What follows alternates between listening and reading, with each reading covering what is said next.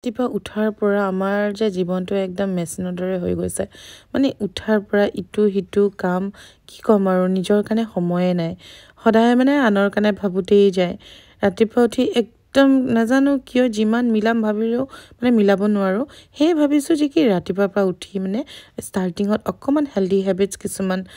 adopt কৰিম মানে healthy habits কিছুমান লৈ ল'ম যে কি যিমানেই কাম নাথাকক কিয় নিজৰ স্কিনখনৰ কাৰণে নিজৰ বডিটোৰ কাৰণে অকমান হ'লেও কেয়াৰ কৰিম আৰু সেয়ে আজি ৰাতিপুৱাৰ পৰা আৰম্ভ কৰিছো একদম হালধি ড্ৰিংক খোৱা এগালমান পানী খোৱা লগতে মানে ব্ৰেকফাষ্ট কৰাৰ আগত আৰু দেই আৰু ইয়া দেখিছা নহয় মই হালধি ড্ৰিংকটো কেনেকৈ বনাইছো আৰু হালধি ড্ৰিংক যে আমাৰ কাৰণে খুবেই ভাল মানে হালধি চাহ বুলিও ক'ব পাৰে বহুতেতো টাৰ্মেৰিক টি বুলিও কয় আৰু এইটো খালে মানে কি ক'ম আৰু স্কিনখনো গ্লো কৰিব লগতে পেটটোও ঠিকে থাকিব চ' এতিয়াৰ পৰা ভাবিছো যে কি সপ্তাহত 3বাৰকৈ হ'লেও মই চেষ্টা কৰিম এনেকৈ হালধি ড্ৰিংকটো খাবলৈ ৰাতিপুৱা